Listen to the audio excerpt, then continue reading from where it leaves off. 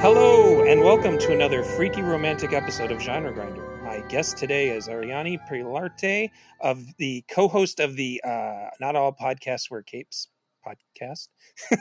And we're talking about movies where humans fall in love with monsters, which we're subtitling Monster Fuckers. But I'm not going to call it that because I think it would make it put it in some sort of weird category on iTunes that would have warning labels and yeah. So but this was your idea. Ultimately, it was my idea to have you on my podcast, but I kind of left it up to you. And so could you give us the general gist of what you mean by monster fuckers? Well, thanks for inviting me. You're welcome. This is exciting, and I'm like, my brain was like for months just like, what will I talk about on Gabe's podcast? And then it clicked for me one day, like immediately, and I was like, oh my god, what do I love more than anything but like monster fuckers? So basically what I mean by that is just generally they're movies, literature, art where it depicts a grotesque monster being in love with another person. And the other person usually either generally loves them back or is repulsed by them, or at first you're repulsed by them, but then really deep down, they really do love them. Because that's what we all really want in life, to be loved. And this whole concept of monster boyfriends is pretty new to me. And I don't think it's because I'm older than you. I think it's just because I wasn't paying attention in my youth. Because not too long ago, I was watching Beauty and the Beast, the Disney animated version, with Christine and a friend of ours. And both of them were like, ew, when the Beast turns back into a human. Yes. He's less handsome. He's less good looking. And for me, as a boy, I thought it was a boy thing to be like, he's not cool now. This is a girl movie now. But it turns out that people who are attracted to men tend to not be attracted to Himbo Beast. No, we want the furry monster back. Yes, we want the giant furry boy back because that's what we want. We want the scary thing. Because it's not really all that scary when you get to know them. That's the whole thing. Exactly. And so I knew that there was, because like basically like the thing when I was trying to make a list like I usually do to try to break down what we would talk about, I realized that each subtype of this could be an entire mini series of podcasts. So like, because almost every vampire movie is ultimately a romance of some kind.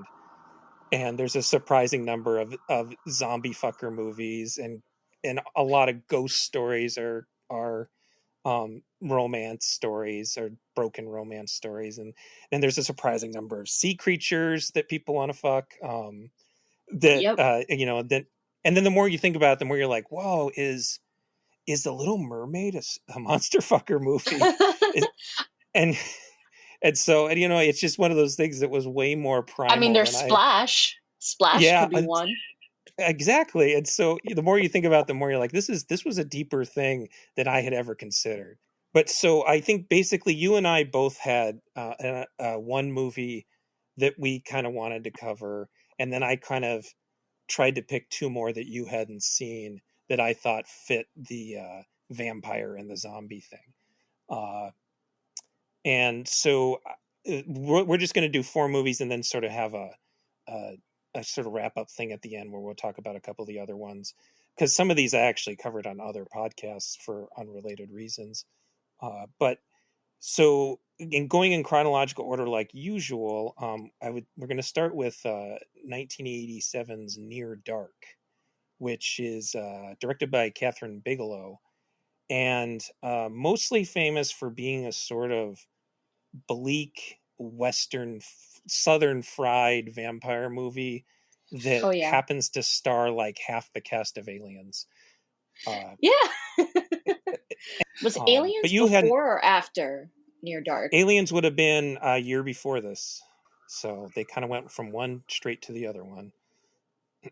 But so this was new to you. This was like sort of one of those things that horror fans kind of end up having to watch, especially if they're born in in the 80s. But yeah, it was new to you. So did you like this? Did this fit what you were expecting out of romantic monster movie? For sure. And I love this. I love this so much. I loved Bill Paxton as always. He's Hmm. so good at being smarmy just all the time. Hmm. Just like whenever you need somebody to be like a smarmy creep, just put Bill Paxton in there. Um but I did really enjoy the movie, and I'm I'm used to like talking about like monster boyfriends, but not so much Right. monster girlfriends. Um and thinking about it too, like when we are going through like the different types of monsters, like ghosts and vampires and stuff like that, it's just like there's kind of a little subgenre of like robots, and most of the time they put women in that Hmm. category. Like there's always female robots, but in this case it's a female vampire going Hmm. after a himbo cowboy, Yeah. as I call him, because I was just like, I the whole time I was just like, it's himbo cowboy Caleb, like. Yeah. So Caleb I Colton. really enjoy. Yes.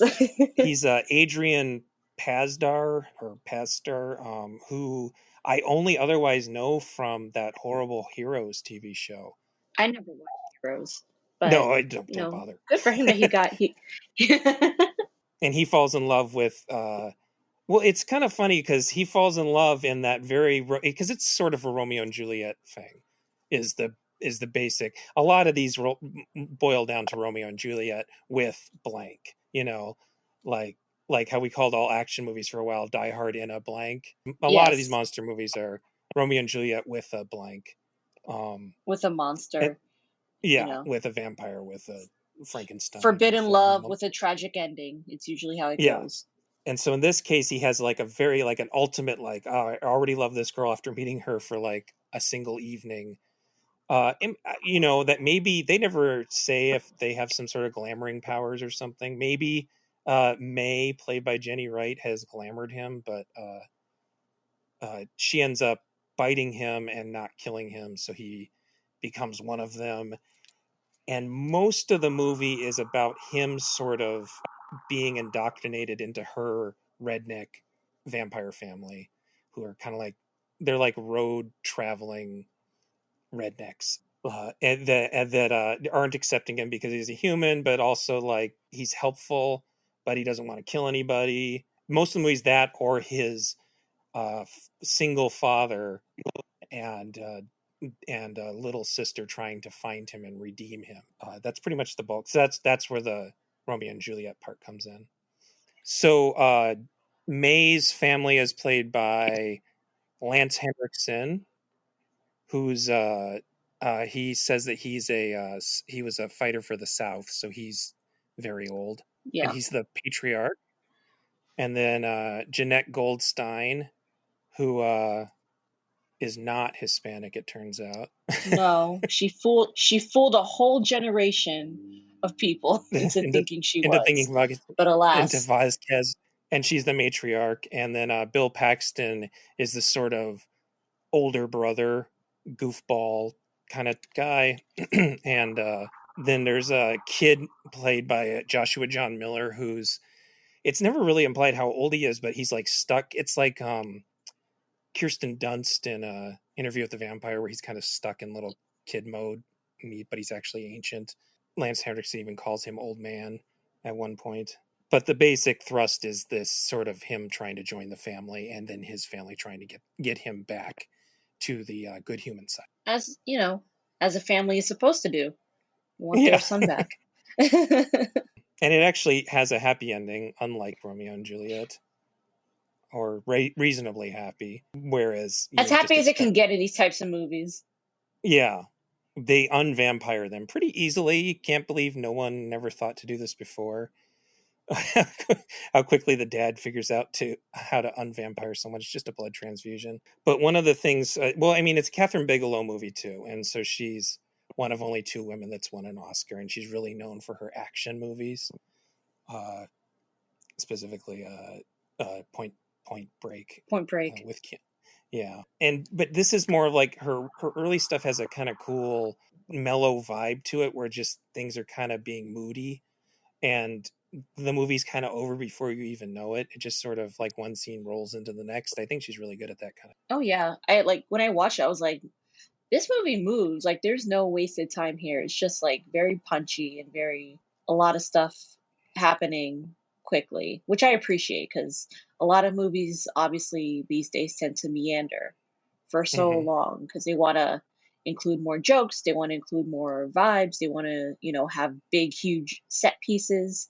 And this movie definitely had like a big action set piece at the end, like the Mm-hmm. giant, truck exploding and all that, and then all the vampires catching fire, like all that was great. But I felt like it didn't like drag on unnecessarily. Like even Kathryn Bigelow's newer movies, like Zero Dark 30, felt like a million years long to me. The other thing about this movie is that there's something that I think has kind of gone away. But when I was younger, and there would be two horror movies that were basically the same idea. At least boil them down to their basic ideas. So the big example is The Howling and a werewolf, American Werewolf in London, were both these kind of funny, scary werewolf movies came out the same year, and you had to like one or the other. Near Dark had another sort of a vague Romeo and Juliet with vampires that came out that was The Lost Boys by Joel Schumacher. And Which I haven't generally seen. speaking, I'm oh, you haven't? Okay. Generally speaking, I think it's the more popular movie, but it's definitely a Joel Schumacher movie. and And we're which going to talk which a we'll little more touch about on that Joel later. Schumacher later. Yeah. I mean, and that one also is sort of a little, it's called Lost Boys. So it has a Peter Pan thing going on. And it's actually it's more of a homoerotic romance without saying it outright in that case. Hmm. Which is not unusual for vampire movies. There is very long, proud tradition of Oh, gay romance. yes, You especially got an interview with the vampire and yeah, lots of early pre-code movies had like female vampires hmm preying on other women. So all that's and pretty typical of the genre. it was very popular. I feel like sapphic vampires is its own thing. It was very popular in the 70s. Um, but it's almost like it like that's like a it's subgenre all its own at this point. Then there's always a little part of me that still remembers that and still has to claim Near Dark like it's a gang or something. I mean, there's a gang of vampires in the movie, a bunch Yeah, I of punk suppose rock vampires who live in an RV. Like, you can't get much cooler than that. it's not. I mean, it's not a super violent movie, but the violence that's in it is pretty well used. It Hmm. seems like it's very painful to be a vampire. It it's sort of like a party until something bad happens to you, and then you have to sit around healing forever.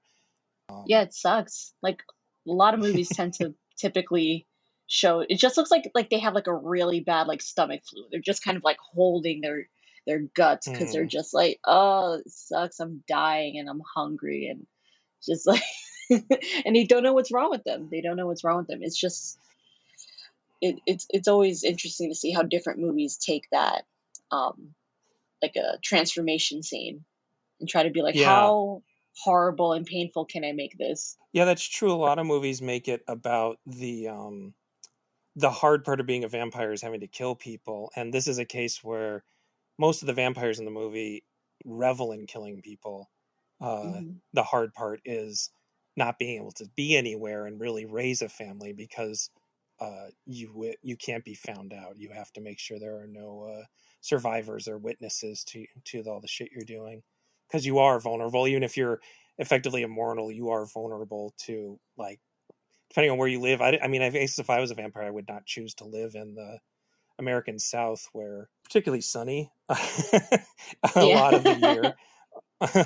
But yeah, like most of the day and the entire day, most of your 24 hours, you can't do anything.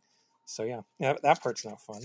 Also, it was co-written by Eric Red, who did another really weirdly romantic horror movie, The Hitcher, which was remade, but the original one is sort of about a serial killer that's kind of stalking and flirting with a young man on the highway, and he keeps killing people around him.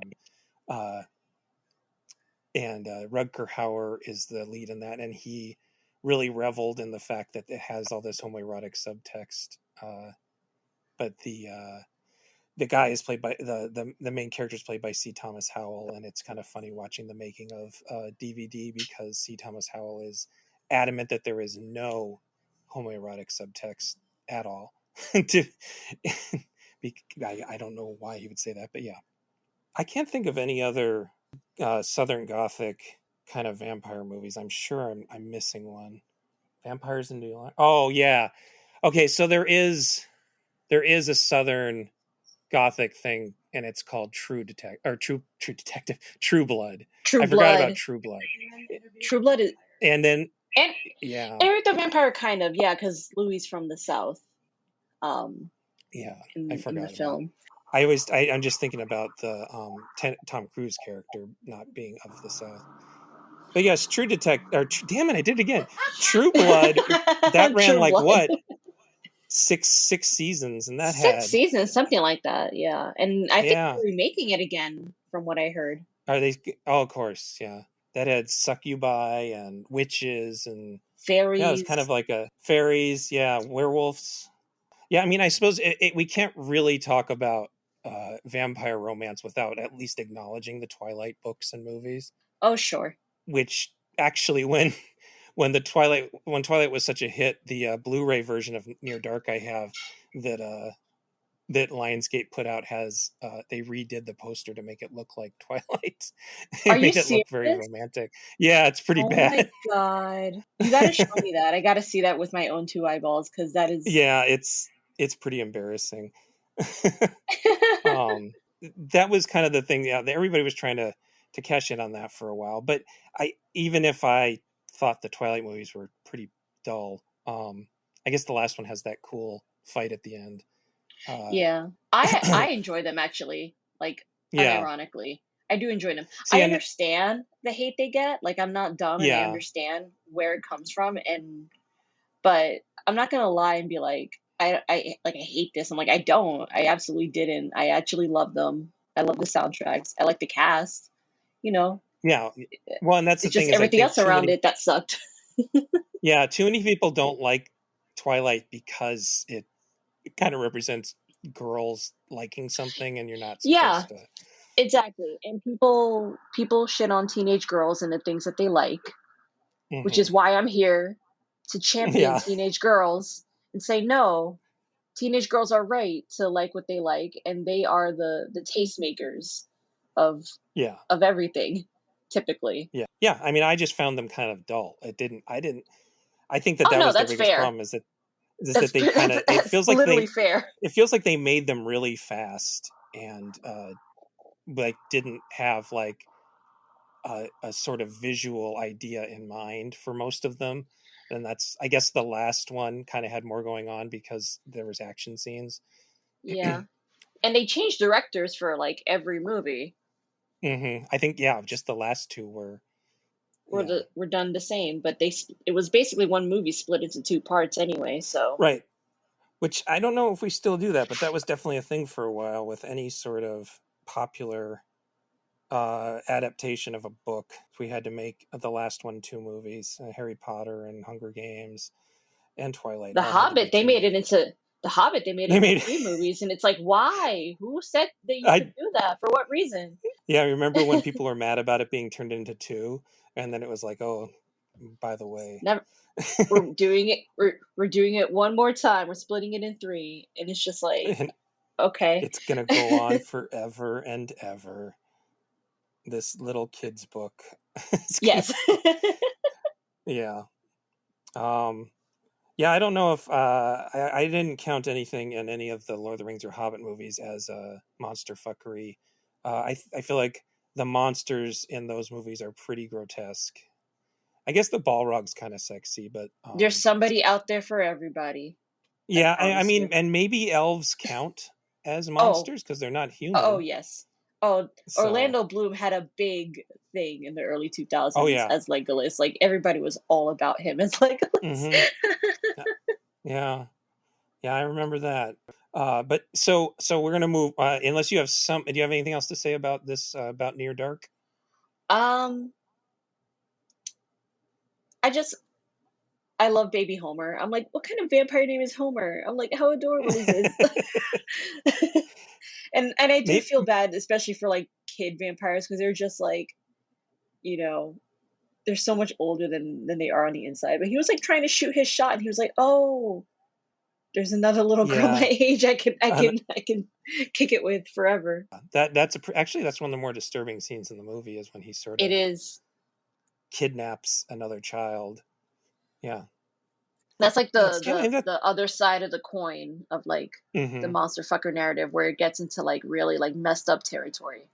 Um, Right, and they just sort of hint at it in this case. It's like, I mean, yeah, there are plenty of movies I could have made you watch that are much more upsetting that I decided just weren't worth having to Gabe make you sit through. Gabe knows not to push me. Yeah. I mean, like when I made the list, I've got The Beast by and I'm afraid I won't pronounce his name correctly because he's Polish, but Walerian Borzwishczyk, uh, Mhm. which is a movie that he was known for his erotic horror movies and erotic movies, and it's a movie where someone has sex with basically a giant beast monster. And he also made Dr. Jekyll and The Strange Case of Dr. Jekyll and Miss Osborne, which has a Hello? Udo Kier Oh, as Dr. Jekyll, I and heard it like he gets naked and gets in a bath. I Yeah, was yeah, like, he gets oh, naked and gets no, in a bath, and turns into a monster version of himself with a very large penis, and it's sort of a softcore amazing. porno. That's also, yeah, it's a Is that lot. on the list? Did you put it on Yeah, the I did list? put it on the list, but I actually couldn't find it anywhere streaming. It was streamed previously, but it's gone now. It's a Oh man. cool movie on it, but yeah, and then yeah, you get stuff like Hellraiser, which is pretty nasty, but it's about loving demons, and I Oh suppose yeah. I and there was a long deliberation, at least in my own head, about whether the necromantic movies count. But I decided a dead body isn't a monster; it's No, just a it's thing. not. It's a It's thing. and it's sick, It's an bro. Like object. even It's not a you zombie. know, no, it's not because it's not alive. Yeah. Yep. um, basically the only going back to like the child thing, the only child vampire thing I can think of that's probably pretty cool is like Let the Right One In. I remember watching Yeah, that which and it is was like that's a great one. that's a very sad, a very sad romance between an Yeah. older vampire and a child. That it's like Hmm. one of those stories you have to get to the end to realize how sad it is. But It's very sad. yeah, I quite like that movie. That's one of my favorite horror movies of the previous decade, actually. Yeah, mine too. I So, need to revisit that one because I really liked it when I watched it. It's been a good while. and the book is good too, and it's a big book, so they did a good job breaking it down. But there's a lot of extra information in the book that's pretty good. But yeah, pretty actually more disturbing information on top of that. But let's move on from disturbing. Let's move on to the other 1987 movie, which is the one I picked because it's a personal favorite, which is Chinese Ghost Story. This is technically attributed to again, I have foreign names. I'm very bad, but Ching Siu-Tung. But it was produced by Chewy Hark back when Chewy Hark was the biggest name in anything. So there's a whole poltergeist behind the scenes issue going on where everybody assumes Poltergeist was secretly directed by Steven Spielberg. This is a case where everybody assumes Chinese Ghost Story was secretly directed by Chewy Hark because of what it represents. But Interesting. this was the this was not the first kind of, there was this series of Hong Kong movies that were action horror comedies.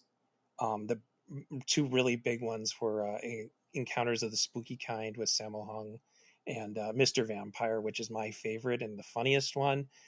But this one brought in a sort of mysticism and romance that the other more hard comedies didn't have.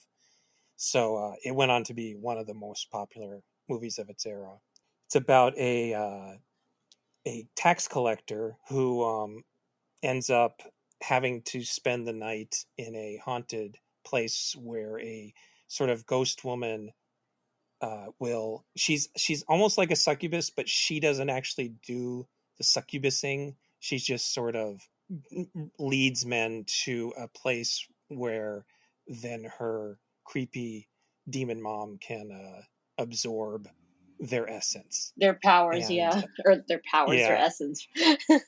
their entire bodily fluids basically. They become like Get just like, skins. oh, that effect was just, I was like, ooh, like Yeah. just how I was like, that's insane.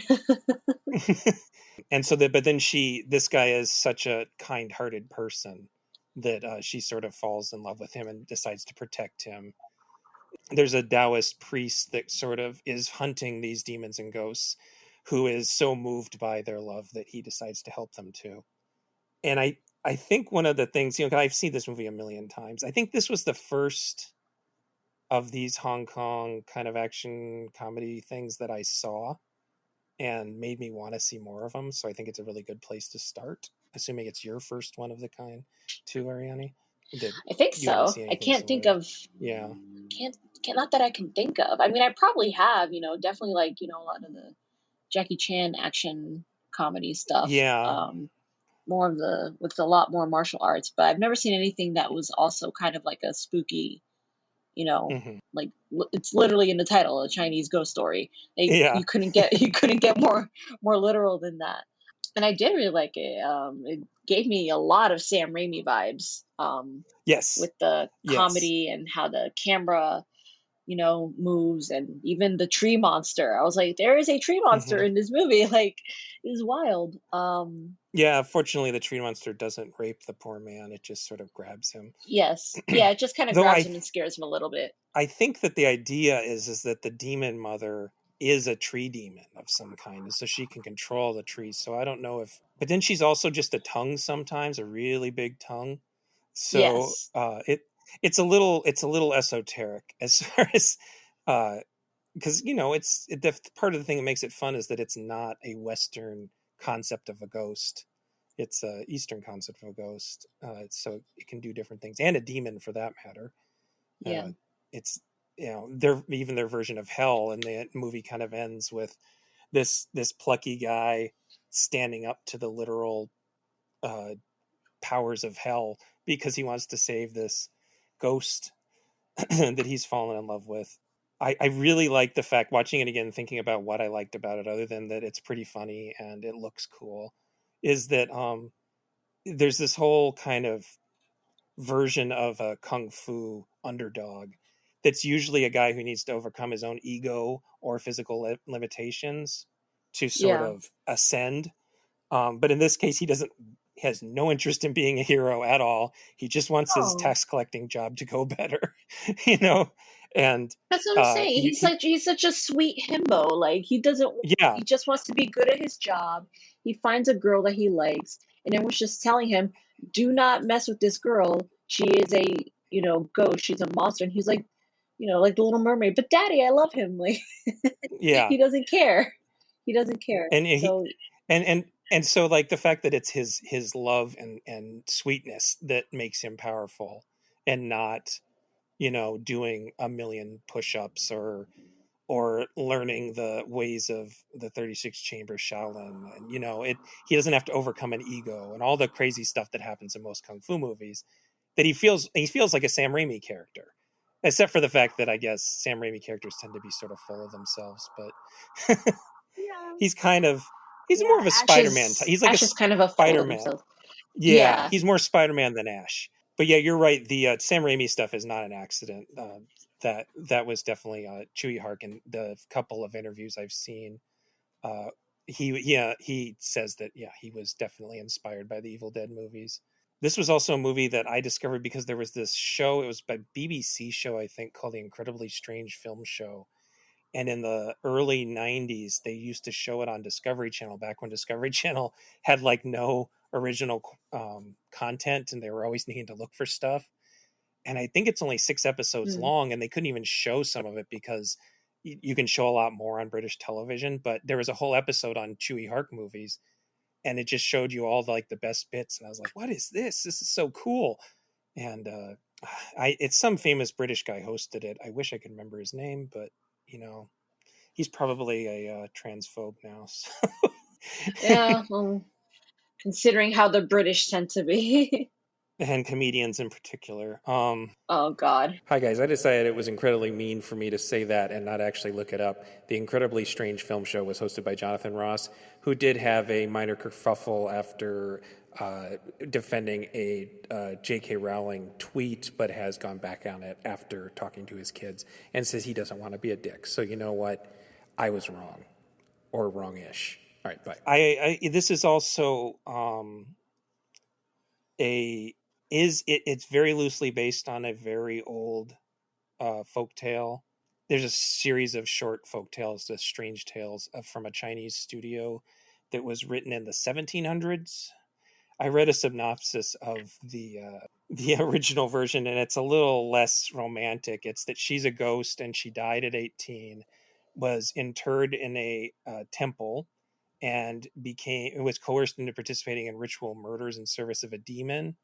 And when a scholar, instead of a tax collector, I guess, I see. meets her, he takes her home, and then they sort of wait around for his wife to slowly die, and she fulfills the household chores while his wife is dying. So she just is this like What? housekeeper, and then after the wife dies, then they get married and conceive a child. And Okay, so great. yeah, so I think that most of the changes they made were good. Yeah, And it's good that he's not a scholar because he like I said, he doesn't have to be smart. He just has to be nice. basically, yeah, just nothing goes his way until he meets this ghost girl, and then things continue not to go his way, but he's still having fun. uh there's Oh yeah, I very love the famous scene where scene. oh sorry, go ahead. I bet we're going to You talk might about the same scene. probably, yeah. The bathtub scene. Are you going to talk about Yeah. the bathtub scene? Yeah, Yeah, talk that about the one's bathtub scene. great. It's Yeah, so go for it. tense. Like I was like, "Oh my gosh, this guy is just gonna drown." It's just like this girl is making it so obvious she's hiding something. Like you couldn't possibly make it any more apparent. But Yeah, she clearly and has affection for him too, enough where she'll hide him in a bathtub for like 10 minutes, and I think it's great. mm, And that's where we first meet the tree lady, right? Like her and human type form.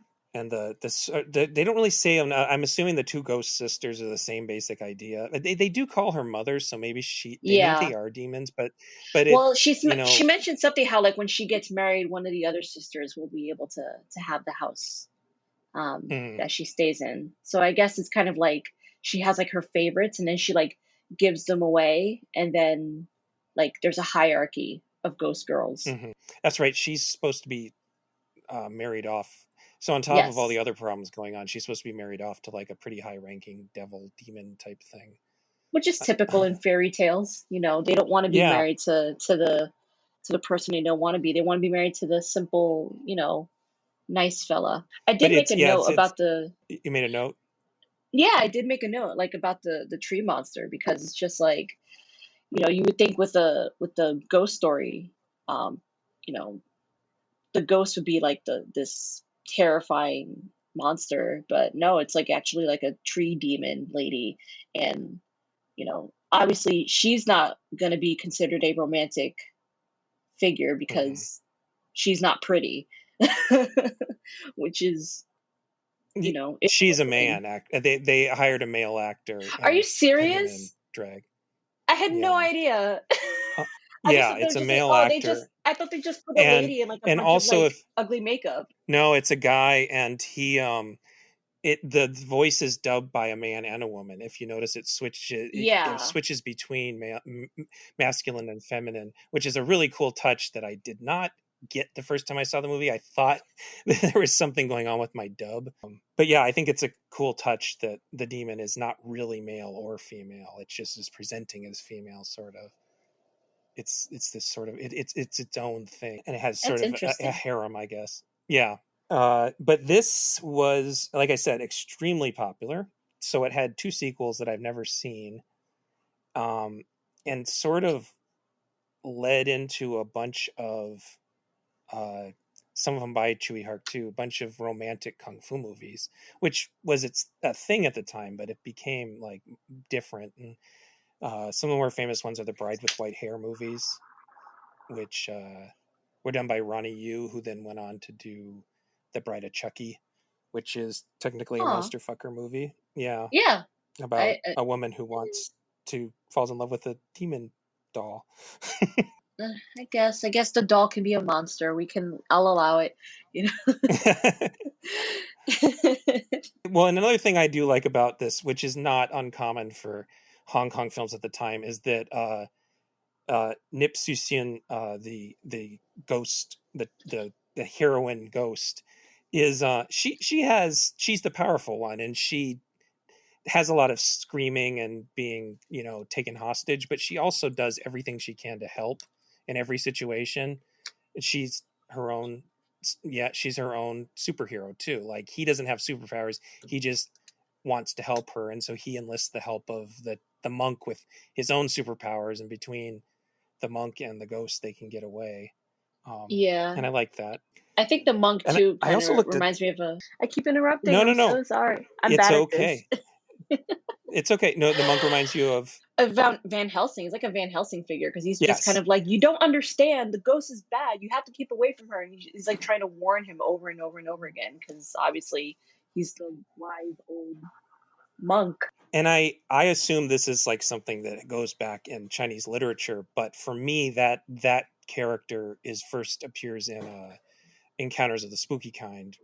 There's a character just like that who helps Sammo Hung with his special powers, and then in Mr. Vampire, there's a Taoist monk who is sort of the central figure, but is not really the lead of the movie, who kind of is training other people to do this. It's a really interesting common thing in these types of stories that they have these Van Helsing characters. But and then there's this scene where he raps, which is kind of silly. It's the I 80s. don't know. What else are you gonna Yeah, yeah. do?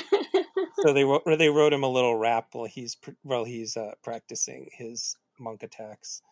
Um, and then the one weird factoid I figured out just this recent time is that Joey Wong, who plays the ghost, she was apparently briefly a professional basketball player. But I think she's really good too once you've seen the movie more than once, because you realize the difference between her playing the part of the succubus for her mother figure and playing the part of a demure girl for her the men she's preying on, and then the real her that she shows to the tax collector. I think that's good performance stuff. I think so too. And all the effects honestly were good, compelling. Like I was just Yeah. like, I loved all the stuff with like her robes and stuff like that. Like, a lot of it is like, kind of choppy in terms of the editing, but like, of course it is. It's gonna, look that way. I liked it. Yeah, I mean, they just use simple stuff like just throwing footage backwards to make it look like things are moving in ways they shouldn't be moving, and it's really charming. And then those sort of zombie things in the basement that are stop motion. Stop I like motion. those guys. I like them too. Yeah, when we were talking about this, you said, "Is this movie going to scare me?" And that was the only spot I could really think of that was at all scary, was the stop motion zombies. But I figure it ends with a joke, so it's not really very scary. No, it's not. It's not quite so scary. What did scare was like the parts where like where you first see like how we talked about how the skin just kind of disappears, and I was like, oh, that's sick. So I was yeah, like, I guess all... the tree demon sort of vacuum cleaners out of the insides, so it's just sort of skin over a skeleton. Yeah, that was. I mean, it was cool, but I was just like, that's pretty much the scariest part, for me. Because if I was a little kid and I saw that, I'd be like, nope. Yeah, you see, I was already a teenager when I first saw it, so I don't know how I'd be if I was a pretty nervous kid, so I probably wouldn't have been able to handle it. I did see Big Trouble in Little China with my dad though, and I loved that movie, and that movie was sort of inspired by Chewie Hark's movies. That makes sense. I can see that. So yeah, maybe I would have liked it. I like that kind of stuff, monsters and kung I fu. do too, and I really like just like all this camera stuff, all the Sam Raimi stuff. Mm-hmm. Especially because like the way movies are made these days, it's just kind of boring. The camera's very static, doesn't really do much. Just kind of, it doesn't feel like it's involved. And stuff like this Mm-hmm. is very compelling, even though, compared to what we have nowadays, it seems kind of hokey. But it all just feels so much more labor intensive. It feels like hard Yeah. work went into it. Yeah, I mean, you take these days a camera is like, I mean, you could do some stuff with like an iPhone, like a phone size camera, and do these things. But back in those days, you're swinging like 35 millimeter cameras that weigh a ton and need like two guys to move them that way, or you need to Yeah. build like a whole train track to make them move that way. Yeah, and then those Hong Kong movies, they would work people to death, man. So. Oh yeah, Uh, and they definitely don't play around with like all the stunts and all the fighting, and everything has yeah. to look a certain way. There's no cutting corners with that stuff. Hmm. Any other thoughts on this one before we move on to the next one? Which I don't think is, so. yeah. No? Okay. Well, then, like I said, there's a surprising number of movies about people falling in love with zombies or zombies falling in love with people. I hadn't really thought of it until I picked Return of the Living Dead 3 for us to watch, and Hmm. then started kind of looking into it, and I realized, I mean, it makes sense because zombie movies are very popular now. But Return of the Dead 3 was released in 1993, and it wasn't even the only zombie boyfriend movie or girl zombie lover movie released that year. There was also My Boyfriend's Back, which was much more kid friendly, but still it was about someone with a zombie lover. Uh, so it must have hit the zeitgeist for like a year there, and then kind of died off. And then we ended up there's movies like Fido is really cute. Um, Warm Bodies was pretty cute actually. I kind of like that one. Yeah, Did not see. Yeah, Warm Bodies was sweet. Like I didn't see Life After Beth. that one I haven't Um, seen either. I mean, that's more than nothing. That's five movies that I did. And then there's a much earlier one called The Living Dead Girl by a French director named Jean Rollin. And Mm. Rollin was known for mostly lesbian vampire movies, like really dreamy, weird movies. And so apparently he decided to do a zombie movie too It's like, one what time, if I just one time. switch gears? Like, Something completely different. That's it. totally Yeah, different. Nothing. It's like now it's zombies. yeah. But just for one movie, and then he went right back to vampires. Uh, yes, the Living Dead Girl is the audio clip. I think it's from the American trailer in the Rob Zombie song "Living Dead Girl." From it was used in the movie Bride of Chucky. Oh my God, it's all connected. Um, anyway, so Return of the Living Dead 3 is another kind of personal favorite. It's not as good as Chinese Ghost Story, but Sure is fun. it's a sort of underrated weird little movie that was like there was a period in the mid 90s where there's all these straight to video horror movies that nobody saw, that nobody ever talked about, because there was no Netflix or Hulu or Amazon to sort of just like, if you're bored at home you might just watch whatever it suggests. Like you had to go to the video store and pick something out, and who was going to pick out Return of the Living Dead 3? Back in my day, we walked Yeah. 10 miles uphill to go to the video store just to And pick we out a and crappy yeah, movie. And we had to for rewind the tape. or they would punish us. Yes, five movies for $5 for 5 days. That was how I got through Wow. college. It would be like, this is my whole weekend, and I'd watch them all in a day, and I'd just shit. There goes my weekend. Um. Anyway, Return of the Living Dead 3. You asked, do I need to see parts 1 and 2? And I Hmm. said no, because there was this weird thing that happened where Brian Yuzna, who was the producer of Reanimator and went on to direct the Reanimator sequel and was pretty famous for the movie Society, which I don't think counts as monster fucker, even though it has a really grotesque final scene where it turns out all of these rich people in the neighborhood have these sort of orgies where they become a blob and absorb all the poor people that come to the parties. I So wish you could see my it's a face pretty right famous now, scene. like, bro. It's a lot of movie to sit through to get to that part, but it is. Did you ever see Slither, the James Yes, Gunn movie? I Slither did. definitely took the ending of Slither is sort of taken from that. Like he Oh said my that he was god. inspired by Society. So Society, yeah.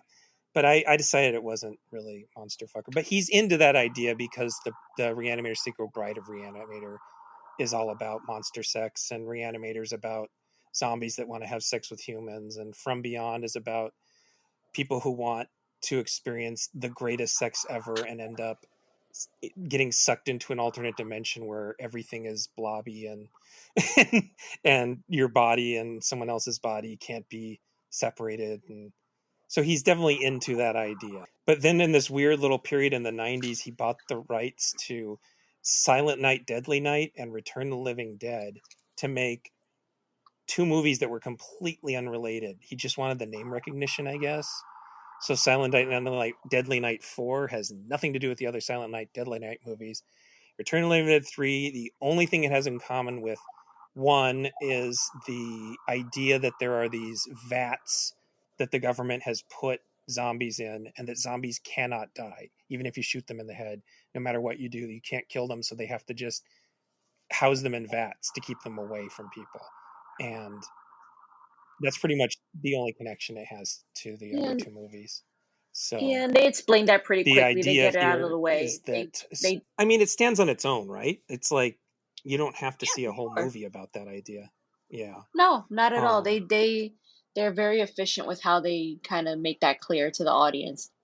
and so this movie is there's a undercover government military thing to there's two kind of warring initiatives. One is a thing that is shoots these zombies in the head and freezes them, and then you can unfreeze them on a war zone and tear people up and then refreeze them. And the other is you put metal exoskeletons on them.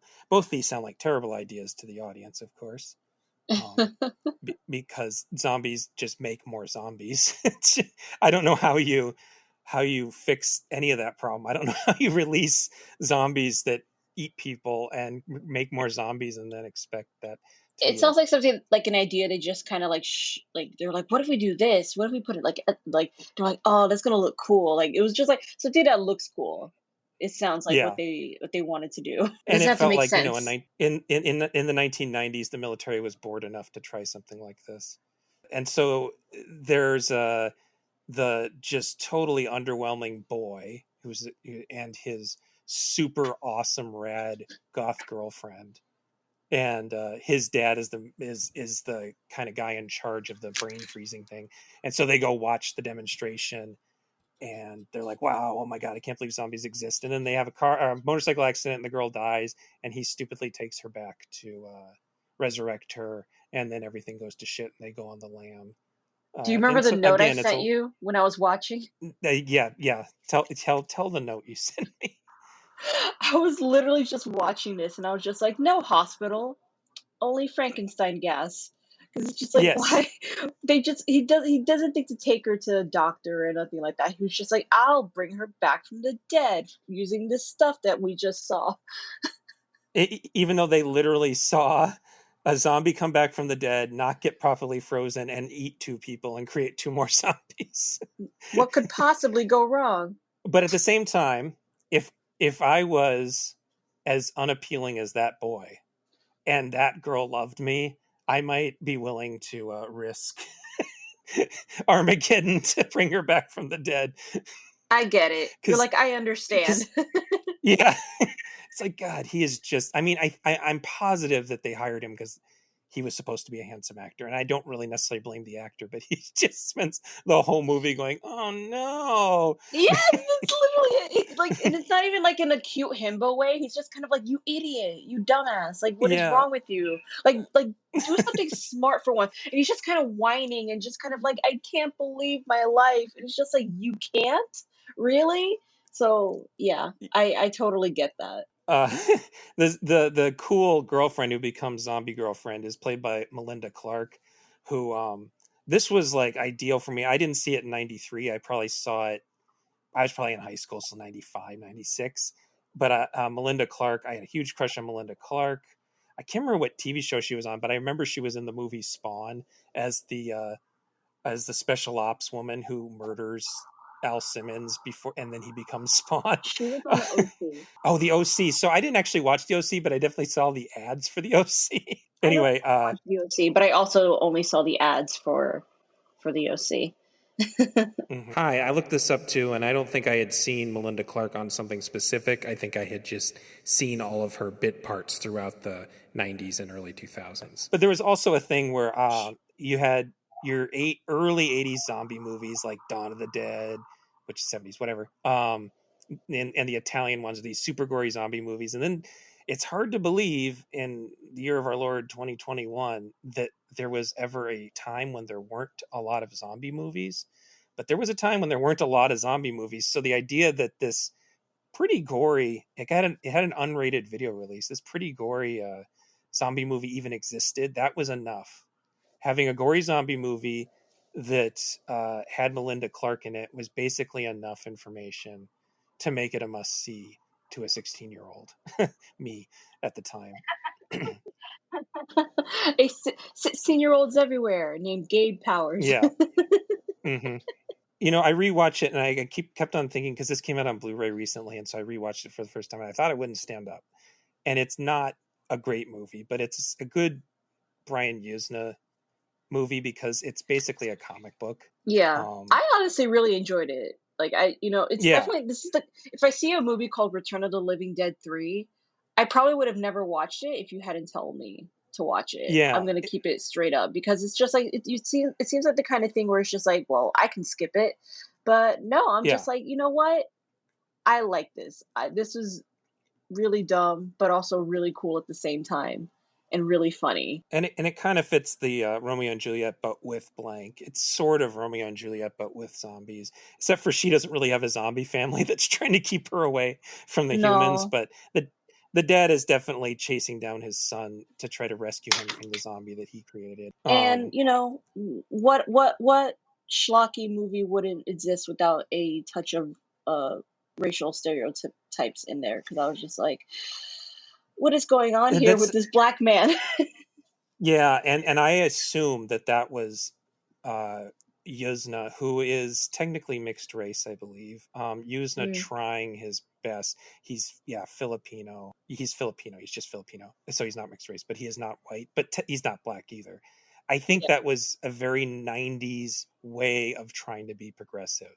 That the mentally ill homeless black guy is actually a good person. Was like, instead of he's a human being, so just treat him like a human being. It's like, no, but this man who you thought was disgusting is actually a valuable member of society. It just feels very Clinton era to me. yeah, and also the Mexican like gangsters who like the one guy who just goes essay all the time, just like that guy. I'm like, Essay. okay, like just threatening everybody with essays like all over the place. It's like, what is like, okay, all right. and that was another big thing in the early '90s were LA gang movies, and there was Yeah. quite. I mean, there was remember Blood In Blood Out was a pretty big hit, or Bound by Honor, whichever it was. I remember it had to be. This is unrelated, but I remember that movie had to be dragged out of theaters because there was an uptick in drive-by shootings, so they had to re-edit it. They reissued it with Are a you different name. kidding?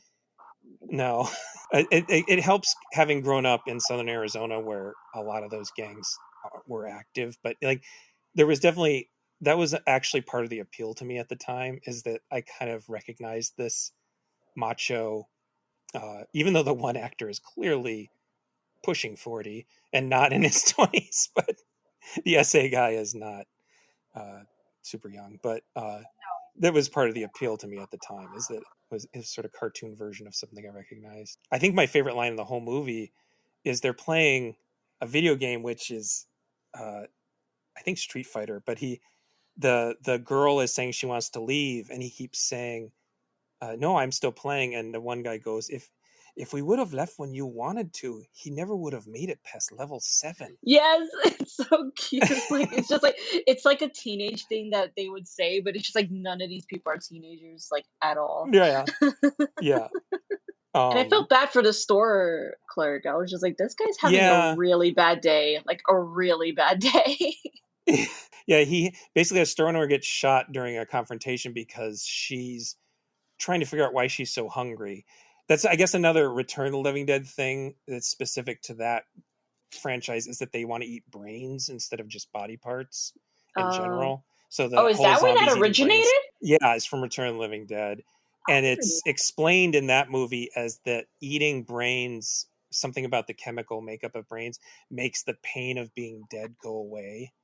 I see. Which is, and that movie's mostly a comedy, but that's a really dark, sad thing, that these zombies are self-aware and constantly in pain, and that's why they're killing people, not because they're being driven by instinct or because they're malevolent, but because they're in just horrible pain all the time. And I guess this movie does an interesting thing with that, where she's basically self-mutilating to refocus, so it's refocus herself.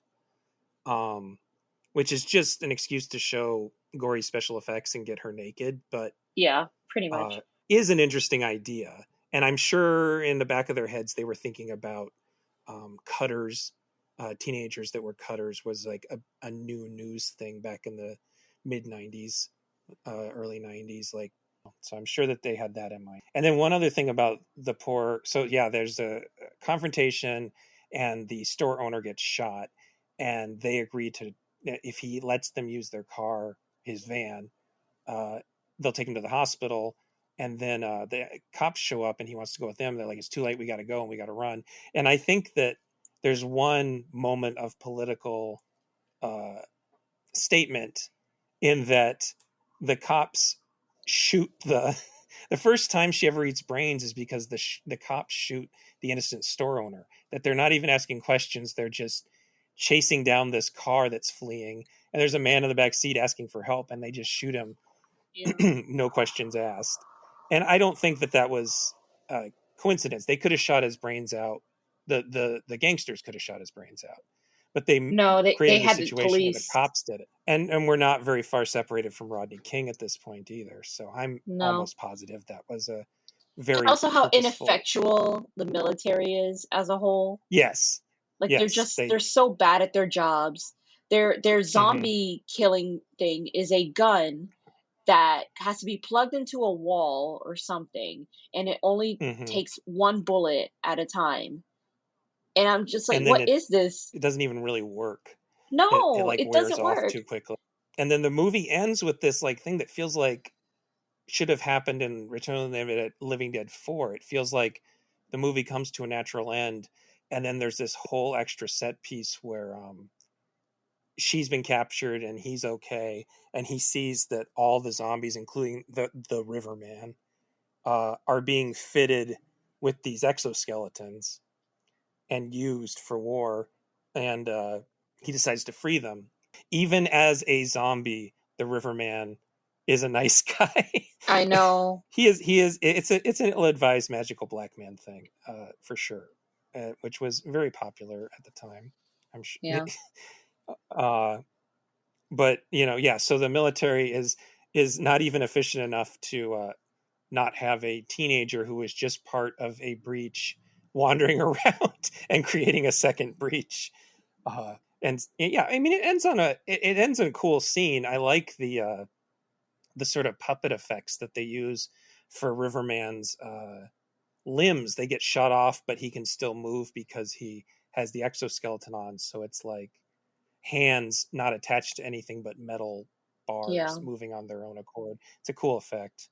All of that, yeah, all of A that lot of looks the insane. a lot of the movie, and then this is like another level, like we were talking about this effects in Chinese Ghost Story. This is like a different level of effects, where this was a time when makeup effects were going really far, and this movie didn't have a lot of money, but it still had enough to make some pretty convincing gross out stuff. But it still has this cartoony slant to it that I always kind of like, kind of rubbery.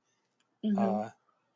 I don't think it's particularly disturbing myself. That, but it's emotionally kind of sweet, and It yeah, is, and if I could stomach it, anybody can. Because yeah. I have a low tolerance mostly for that sort of thing. But Hmm. I've slowly been like testing the waters of that. Like I've seen Hellraisers, I've seen The Fly, Hmm. uh, and Yeah, some parts get difficult for me, but other parts I'm just kind of like, okay, that wasn't so bad. yeah. Well, the other zombie movie that was released just before it that was a big deal was Dead Alive, which was called Brain Dead, by going back to The Hobbit, by Peter Jackson, Oh and yeah. that one just endeavored to be the goriest movie of all time, and it's a comedy, Ugh. and it's actually a really cute love story between two humans during all of this gory carnage, but the gore is so gross that I just can't suggest, I can't recommend it to people unless I know that they're like cool with fake violence. You know, Ew. it's just it's just so I'll consistently icky. I'll watch it and then let you know how that goes. Okay, so I don't know. Do you have any other things to talk about on this particular movie? I have one note that I took that I forgot that I Cool. took it, but now that I see it, it made me laugh. Where I wrote, "This dumbass boyfriend really brought her back to life just so she can watch him fail at being a musician." 'Cause that's all he talked about was running away and starting a band. And she's like, "We can Yeah. go, we can hit the road together, and I'll have a band." And I was just like, are you okay? Are you? I was like, you deserve to have your brain eaten if that's what your plan is. It's just like he was so dumb, so dumb, And she so tries so dumb. hard. She I she know. she goes so far out of her way not to kill him, and try not to kill anybody else. Yeah, Um, she really just is kind of like doomed to this life of like pain because this boy just mhm, loved her so much, which is I get it's very sweet. He's so devoted, but it's just like mhm. is this it's like your choices were made here and none of them good. I do think that it leaves room for more movies about the apocalypse beginning because teenagers made really stupid decisions. Yeah. Like I like the idea that one stupid decision that a teenager made could bring the end of humanity, and that needs to be a thing in more apocalyptic stories. I suppose this one doesn't necessarily end apocalyptically, but I guess another thing that happens in the first two Return of the Living Deads is that they try to drop nuclear bombs, and all it does is just dissipate the dead people into rain and just create more dead people. you can't you can't do anything with their remains. You can't burn them. You can't do anything. You just need to put them in drums. So I think there's an opening for that if any screenwriters want to do about a thing about teenagers making. Well, I guess we just watched Neon Genesis. That's kind of about teenagers bringing about the apocalypse by making bad decisions, but it's not really their fault in that case. Okay, so then the one that you picked, that is the one I hadn't seen. Well, you said you wanted to do Fan of the Opera, and then you were like trying to push the idea of doing one of the good ones. And Yes, I was like, I've seen those. I think I've seen almost every English language Fan of the Opera except for the Joel Schumacher one that everybody hates. And so I said, let's do it. Let's watch the one that everybody hates because everybody you like hates it. it. And I do love it despite everything in me knowing it's not a good adaptation of the musical. yeah. I know it's not, but I still love it so much cuz I was the right age for this to come out. I was 14 when I first Hmm. watched it, and then it literally my life has never been the same. Yeah. Well, I was in elementary school when, I think, fourth grade, when the play or when the musical, the Fan of the Opera, the what's his name musical, The Andrew Lloyd Webber. Andrew, yeah, and it was a very big deal. And so we actually sang it. Fourth grade music teacher made us sing along with it Oh, because she was oh, so that's into so it. cute. Yeah, man. And Yeah. so then I had friends, and I was never in musical theater myself, but I went to the arts junior high and the arts high, and so I had friends that were in musical theater, and it was definitely like, I think kids who were a little bit older than us had Cats, and I think kids my age, Fan of the Opera was like the first really big deal Oh, thank God, because that's the Broadway. far superior one. Yeah, yeah. I actually didn't. I only knew the one song from Cats. I still have never seen the movie. I thought I knew it, but I watched. There was some YouTube video that kind of summed it up for me. I can't remember who did it. I would have credited them, but it was somebody did a video version to sort of sum up the whole thing, and it's pretty wild. It's definitely weirder than Fan of the Opera, Oh, for which sure. follows the Gaston Leroux. Is that who wrote it? Follows Mm-hmm. his Yep. story pretty close. The one thing I noticed that Eh, changed what, the is, musical or yeah, the something? musical. It follows the original story pretty close. Kind of, yeah. But I it, mean, there's it, characters that are not in it and all yeah, that. So and it changes his backstory so that yes, instead of failed, well, not even failed, but abused, um, what do you call it? Composer who then gets hurt and hides. He's a sideshow freak, I guess, who yeah. somehow learns to be a composer, I guess. I don't really know. Is that part explained in the longer No, no, no, no, music? no. Okay, Well, here's the thing. I'm gonna go into some deep lore right now. There's okay, cool. there is a prequel book that's well known amongst the fans called, it's literally just called Phantom. It's written by a woman named Susan Kay. And it's both something that you either really like it or you really hate it, and it's not Hmm. good, like, at all. It's not good at all. It's very pulpy in like a bad way. There's like she kind of wrote like this prequel, and most people consider it as like a canon, like, story of just like, yep, this is basically who the Phantom and how he's like this and where he is. And it's basically, it's like his whole thing is that he was born disfigured. Like, he was just born like this ugly, horrible looking baby, like Quasimodo. And He he's wasn't just, but injured. no, no, and he's just like this prodigy that, like, I remember so clearly reading this as like 15-year-old, that like when he cried and it sounded so beautiful because his baby cry was so beautiful, and I was like, oh my god, like I wish I was And lying to you, Gabe. did this predate the Andrew Lloyd Webber thing, and he based it on that? No, no, no. This came out after. This Okay, came out. It kind this of came out after. This capitalized. was somebody's.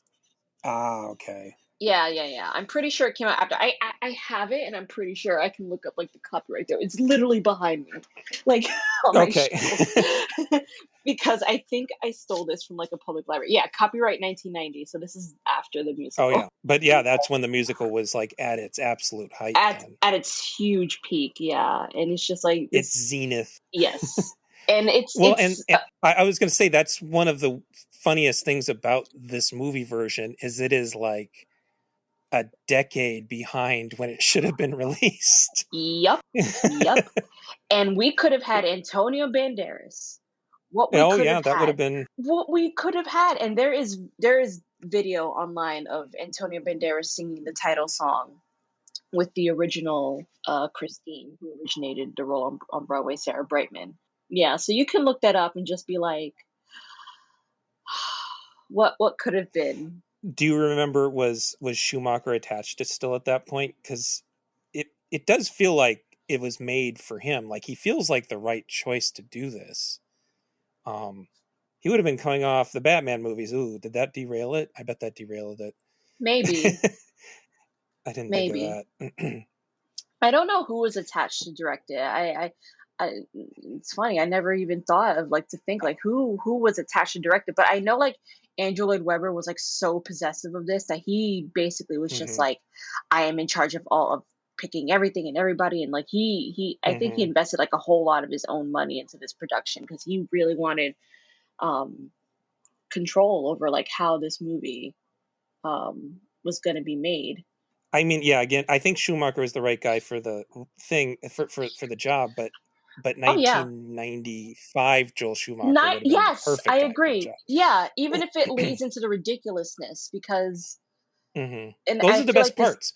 Yeah, The sillier and excuse me, but gayer this movie is, the better yeah, it is. Anytime it gets too involved in the real drama of the musical, it's is when it doesn't work, I think. and not to you know you know minimize. This is a very melodramatic musical, Hmm. like super melodramatic.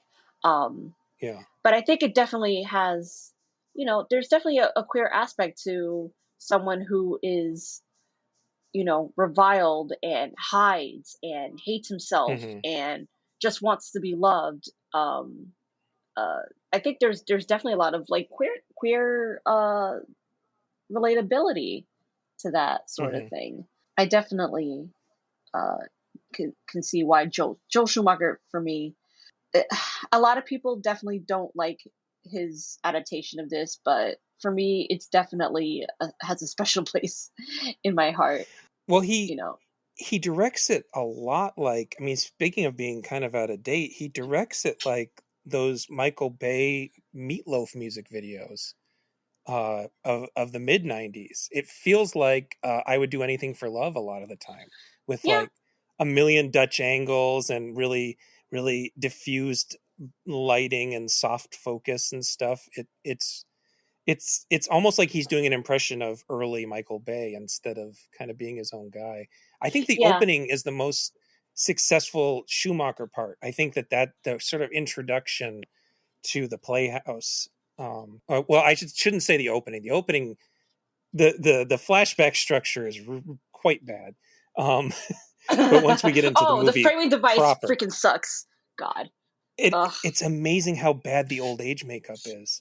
it's really bad. It's it took me off guard. I was like, this is a multi-million-dollar film, and this just looks awful.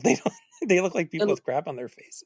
they're melting, absolutely. Hmm. But even as far as like the cool like Dutch angle stuff, like the like you say the meatloaf type of stuff that Joel Schumacher does.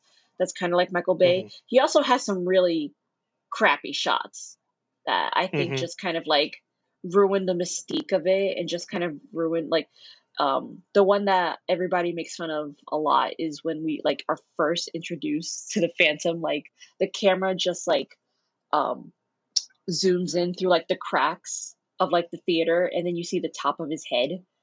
It's just like, what is that? Like, what are we doing here? Is this okay? Is this our introduction to the monster? Just the top of his wig, of his head?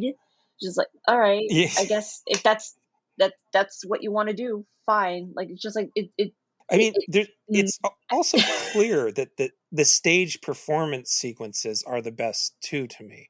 When it's really about like the play within a play, the musical within the musical.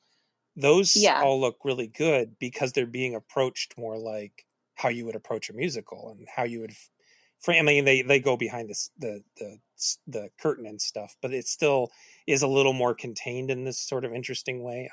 I liked a lot of those shots. yeah. Um, I definitely agree. I can agree with that for sure. at the Um, same time, I see this was nominated for best cinematography, and I don't think it should have no, absolutely not. been. It must have been a slow year. Let's I chalk it mean, up to yeah, that. they're like, we have to give it something, don't we? Yeah. Hey, we had um, Beyonce singing the song that was nominated for Best Original Song at the Oscars. So I was like, hmm. you know what? I'll take it. This is probably the most prestige we'll ever get with this movie is that Beyonce got to sing Yeah. a song. Well, and I should say we can't really talk about it without talking about how miscast Gerard Butler is. Um, Yeah. but before I really talk about, okay, actually, I will talk about that. For me, um, I didn't like Mamma Mia or Les Mis like at all. The more recent Les Mis, I should say. You I don't thought like they were Mamma actually kind of Mia? terrible. I'm No, not a Gabe. thing for, but wait, the thing I did like about both of those movies, and genuinely liked, not just like ironically liked, was the male cast members not singing very well was Yeah. really, really charming to me. Like Skarsgård, Stellan Skarsgård cannot sing to save his life, and No, and Pierce Brosnan. Pierce, Pierce Brosnan was worse in Mamma Mia. no, that's the thing. And then Pierce Brosnan thinks he can sing, but is actually doing a terrible job. And I loved that about it. And I really like Russell Crowe's performance in Les Mis that everybody hates so Yes, much. I know. You know what? Uh, I have a soft spot for it too. I'll defend Russell Crowe in that part because Tom Hooper is a nightmare of a director. yeah. Oh yeah, he's Who awful. he's awful. He makes Joe Schumacher looks like Spielberg when it comes to directing Yeah. musicals. Because Well, what is this? What? but so one of the things I had at the back of my head is no matter how badly cast Gerard Butler is, and he's very badly cast. Mm-hmm. For me, the Phantom in any story or movie is either a sort of a wretch, or a sort of princely guy who Yeah. happens to be. But you pick someone like Gerard Butler, and you get this sort of football hooligan who he's like he's trying to cover his Scottish accent. So even when he's acting weird. He moves his arms so much in such weird ways that it looks like he's doing semaphore, like he's trying to make planes and come into land correctly, but he's Oh lost my the God. lights. Like he's just doing all this stuff with it. He has no idea, and he's not directed well either. He has No. I think they're trying to make him swashbuckly, but it's just like we know that he can be like he can be sexy. I mean, Gerard Butler's been sexy in movies before, but it's like the He's played total Dracula. He keeps playing yeah. monsters. Oh, that's right. And that's how he got the job apparently. Is That makes somebody sense. really liked him in that. That makes I sense. think I can see it. yeah, and but it's just like he's just so wrong for the part, and but then at the same time I was more interested in him failing than I was in Patrick Wilson and Emmy Rossum doing perfect, graceful singing. You know, they're both very good singers, and They they're are. both good at being dramatic in the way that you would in a play. But then they're like almost like too good for the movie. So then I start to be like, well, when are we going to hear Butler shout in his Scottish accent again? Kind of waiting to get back to that part. Emmy Rossum, as nice as And she sounds in the movie, she's also kind of miscast for me because she was like 16 when they were filming this yeah, movie. she does She look was really. she's I way actually too really like young her. I like her in the play within the play when she gets recast as the as the boy. I guess boy. she's supposed to. Yeah, Yeah, I think she's actually really charming right there. But she's yeah, she great. doesn't quite It's not work that she's as not the bad. It's just princess. that she's so young for this part, and like Mm-hmm. Patrick Wilson and Gerard Butler are like in their 30s, I think, at this Mm-hmm. point when this is being made, and it's just like you want this child to be like Mm-hmm. the romantic Yeah. lead. Like I mean, I guess for the time period it's pretty accurate, but it's just like, come on, like you could have The, gotten somebody who was like at least 22 or 25 for this. the I the heard. the, the I supporting think Anne cast. Hathaway. I think Anne Hathaway was up for that part. Now that I think about it. Yeah, and then she kind of looks like Anne Hathaway actually. Yeah. They're all eyeballs, eyeballs and teeth. Uh, um, You were saying the but supporting I cast. think yeah, the supporting cast is really really well cast, and I actually quite enjoy most of them. Uh, it was weird because we had just watched uh, oh god, what was it? The Cook, the Thief, His Wife, and Her Lover, which also had Syrian Hines, and so it was kind of interesting seeing sexy Syrian Hines and then seeing silly Syrian Hines because I'm used to Syrian Hines being serious Syrian Hines, but seeing these other parts of him just without even realizing he was in both movies was very funny. And then his sort of second, Simon Callow, those two Yes, are really fun to watch. And then Minnie Driver is is just the the best. MVP. She Yeah. she she understood the assignment as Yes. everyone's saying today. Like Well, and she. that's the best role, honestly, in Mhm. almost unless you're counting the Phantom himself and you're doing something interesting with him in that story, the diva is probably the best role because you don't have to be there for very much of it, and you get to just be a dickhead to everybody Yeah, and yeah. really over the top. And yeah, it's a great role. And then I think Miranda Richardson is the one who fit what Schumacher was doing the best, where she had just a little bit of camp, but then was also filling the serious side that he was trying to do. I feel like she was like the one actor who was specific. Like if everybody was doing her thing, it might have been a better movie.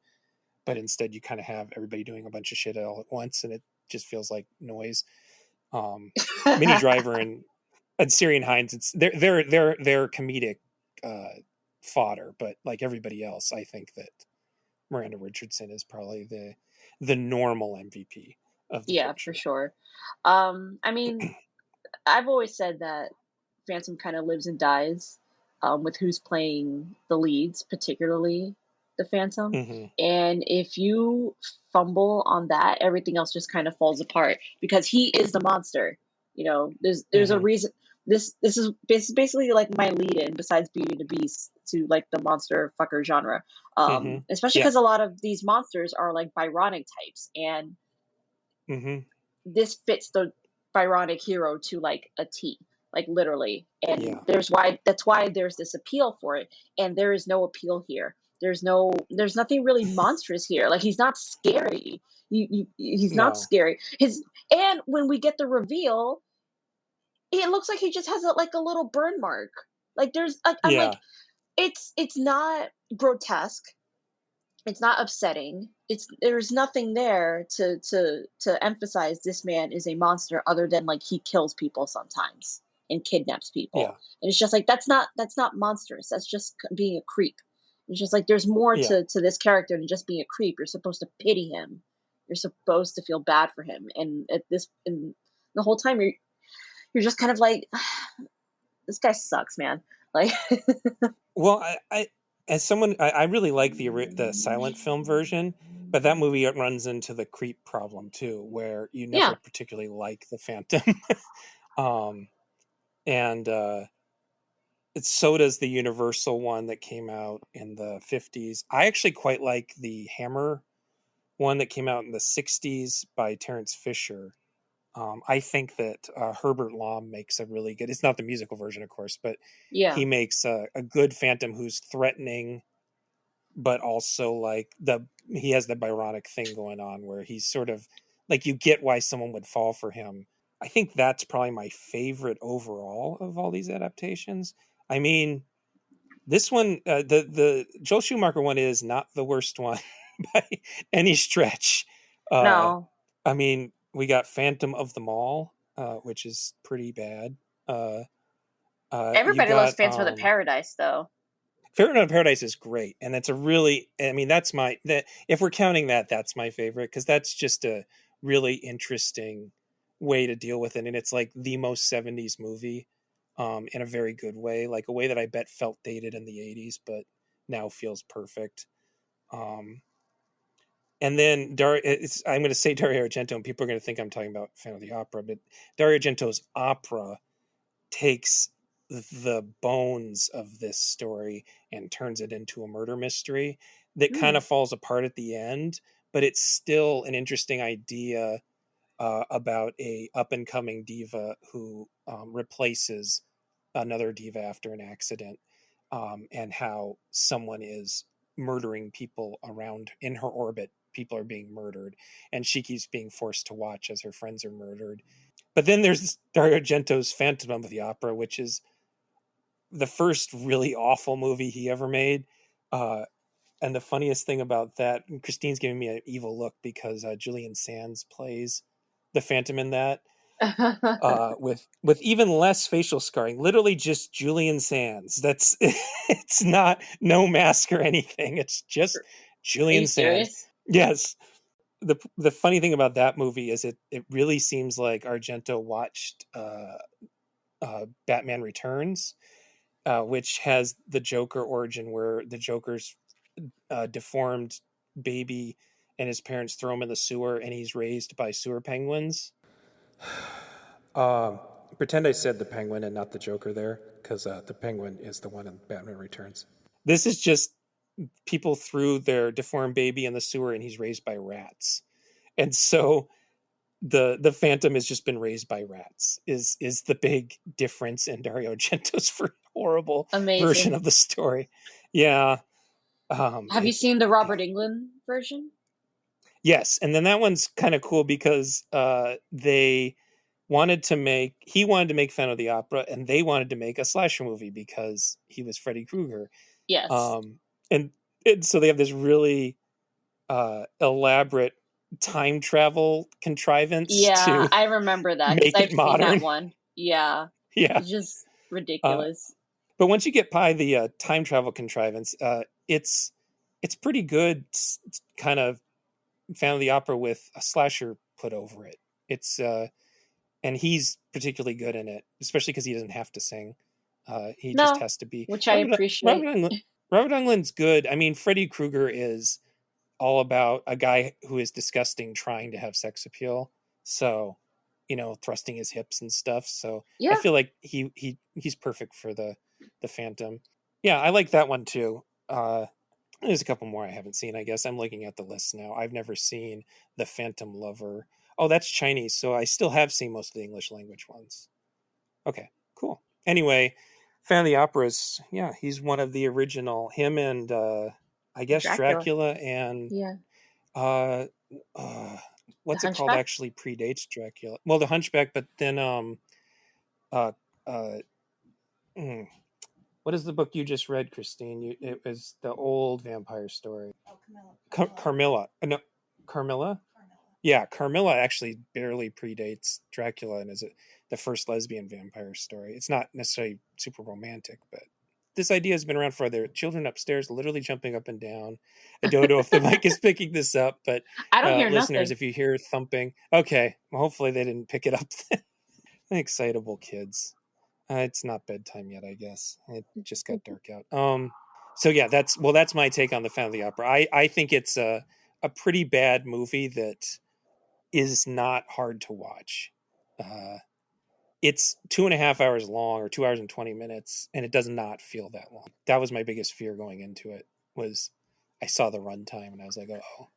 Well, as long as I don't have to apologize for for having you watch it, because I do love it in its own way, but like I said, all the time I'm just like, I'm sorry, like.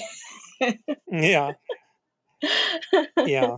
Well, I feel like I should watch the isn't there like a Royal Albert Hall recording of it? Yes. I feel like I Definitely should watch one that, of those. because those have like the two like fan favorites of who've performed Phantom and Christine. It's Ramin Carmilu and oh gosh, the other girl whose name I can't remember right now, but those are the faves. And I also should send you Norm Lewis. He was the first Black Phantom on Broadway. There's like a recording of him singing Music of the Night on YouTube, like a professional one. And if like seeing him sing it versus like what we got, you're kind of like, what the hell, you know?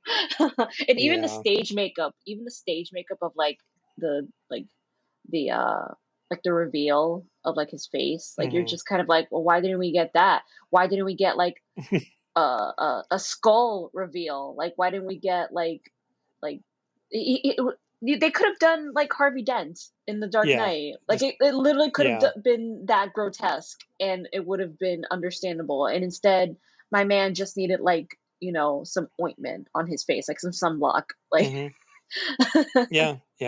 It's like they didn't even like hire I mean, between that and the old makeup, the aged makeup and the bookends, it seems like they just they forgot to have a budget for makeup effects. No, and it's just kind of like, now that you say, I gotta be like, who did the makeup on this? Like, I need to know, because I'm sure they were nominated for an Oscar because the cinematographer was. But yeah, that's my baby's first phantom fucker, monster fucker, actually, because it meant a lot to me as a little 14-year-old.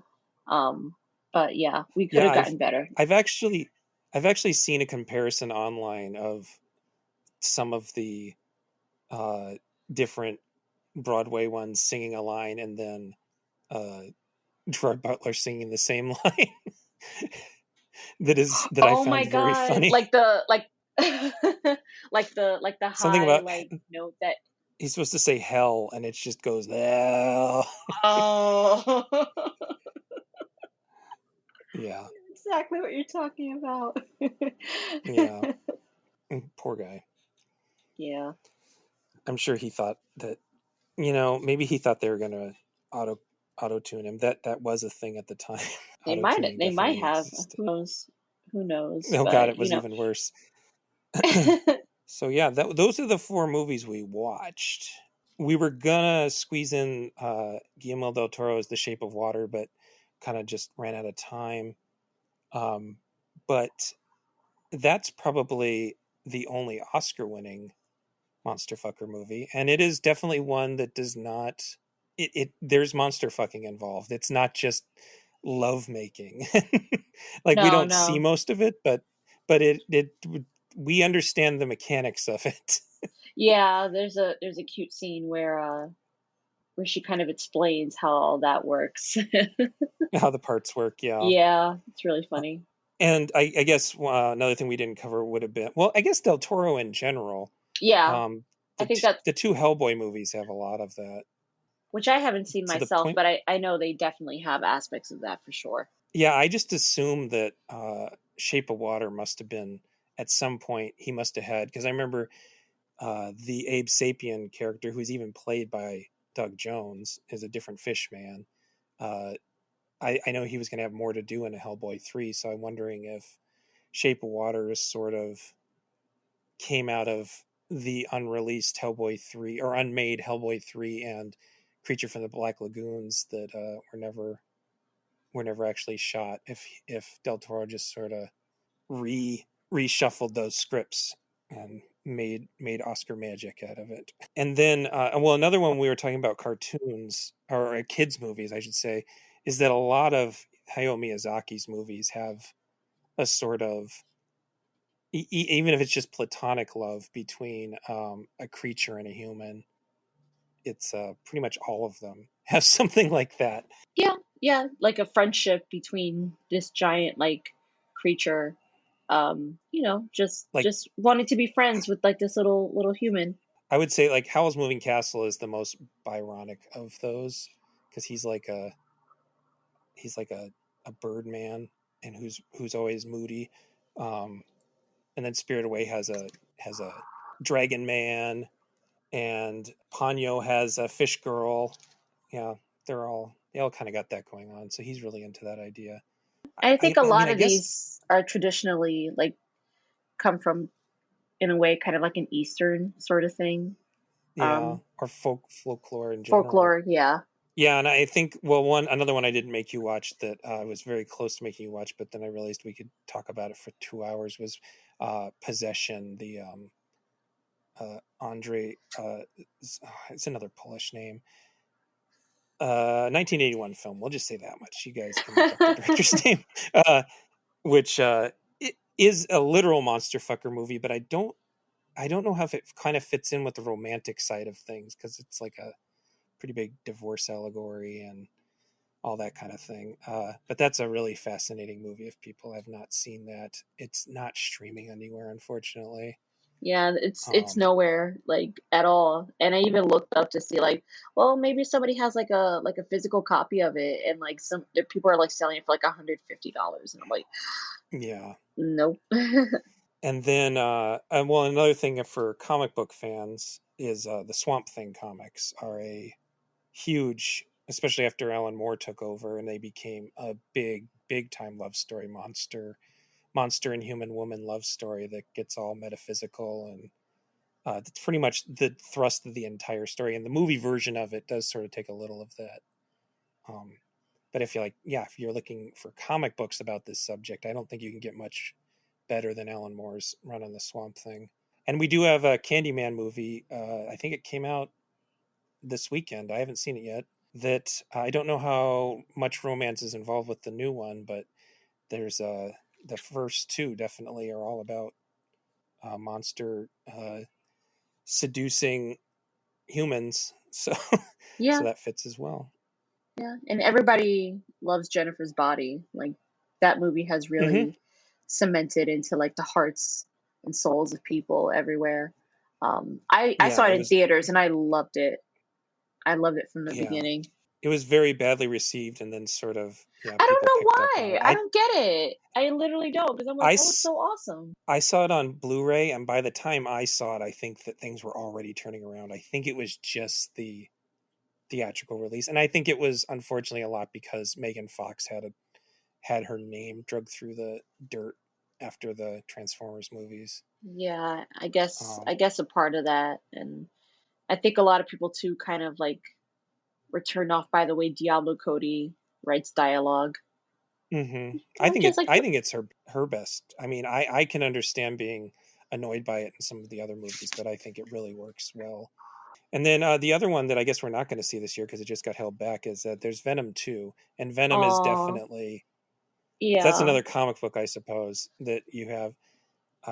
I mean, I guess there's a history of like X-Men comics where people love mutants, but yeah, the Venom went from this like try hard edgy thing when it was first introduced to it really is a sort of love story between the Venom suit and whoever's wearing it, usually Eddie Brock. That's definitely something that's been in the comics for many years now, not just the new movie version of it.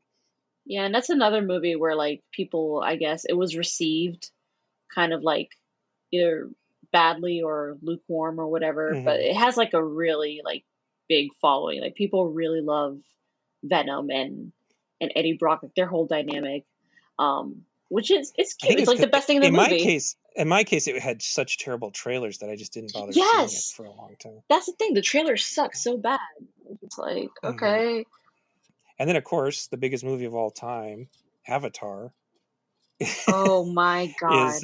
is absolutely fits the idea. There is definitely human They're monster sex. Yeah, they're aliens, I guess. That yeah, yeah. Are there I, more aliens that we haven't like touched giant blue upon? things.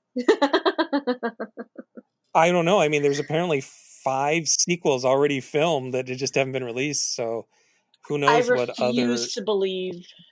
I refuse. they can use their sex ponytails for all sorts of species on that planet. I'm sure. Oh yeah, one other thing, King Kong. Of course, there's like a multiple versions of King Kong. King Kong Oh is almost yes, always a sort of love story.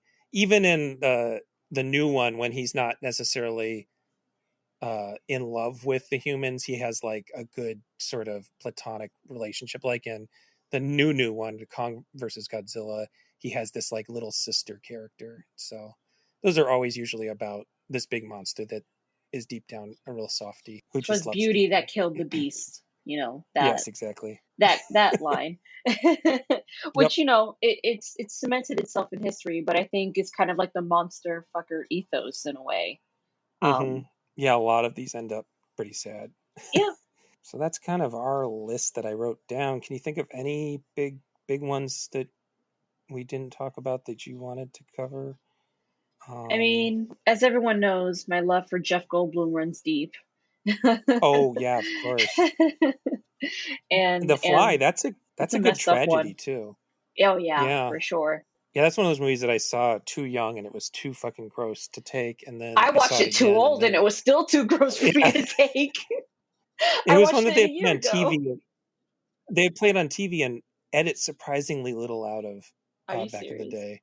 Oh Yeah. wow. But then I saw it when I was older, and then it was just so sad. Yeah, I could do a whole separate thing at being someone who's gone through the medical procedures I've gone through. The Fly kind of hits different uh, uh, when you think about it as like a lot of people think of it as an AIDS metaphor, but I think it's just a sort of metaphor for any sort of particularly Chronic illness. difficult illness. Yeah. Yeah. I mean, yeah, I've had my actual fingernails fall off. I didn't yank them off like he does in the movie, but there's things that happen that just happen to people. I've had my So toenails fall yeah, off from did you? anemia. Oh Jesus! Well, that's sort of what happened to me. I mean, they didn't fall off as. This is getting too gross. They didn't fall off as much as stopped growing and new nails grew under them.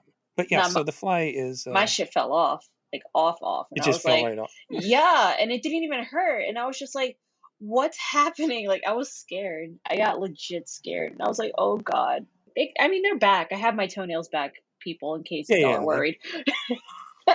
they come back pretty easy once you get the problem taken care of. Oh yeah, I'm fine. I'm no longer anemic. I'm good. But yeah, the fly is like an extra level of that Of because body it's so horror. sad. It's sad, but Yeah, also like definitely the ending was like hard for me to look at. Like there was just definitely parts where I definitely covered my eyes. There's like whole chunks of the movie Mhm. where I just have not even seen it, and I've only watched it that one time, and I'll gladly rewatch. But Yeah, I gotta tough it out. I gotta be tough. I gotta be strong. yeah.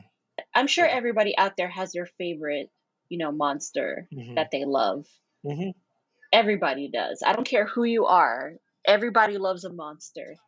And everybody has had like, fantasies or a fandom or whatever of just like your favorite Hmm. monster. So whatever is out Yeah, there I for mean, you, there's definitely something that you can watch or find and you'll just be like, yes, this is for me. that's all I got. So, tell the people where they can find you, Arianny, like as far as your My Twitter handle socials. and that kind of your So socials. you guys can follow me at La Ciguapa, which is also a monster. It's a Dominican folkloric monster. If you want to look that up, it's at La Ciguapa with an underscore next to my name. And Gabe can put that in the description if people have trouble Yeah. spelling it. And you can also follow at Not All Pods, where I record with my friends. We talk about comics and movies and TV shows and all sorts of fun things that people love to hear about these days. So, yeah. And as usual, you can reach me at Gabe M as in Matthew Powers on Twitter. You can reach me at Genre Grinder on Twitter, on the genregrinder.com website, or the Genre Grinder Facebook page. Until next time, beware of your Tinder profile person. Like, too much. I can't think of anything clever for this one. Like Let's see. Let's monsters on see. I don't know. not all Put not put all phantoms. um maybe a little phantom joke, maybe a little music of the night joke. Yeah. Oh yeah, keep making that music of the night. There we go. There we go. And of course, Black Lives Matter. Thank you, Arianny, and thank you all for listening. Goodbye. Bye. In sleep he sang to me, in dreams he came. That voice which calls to me and speaks my name.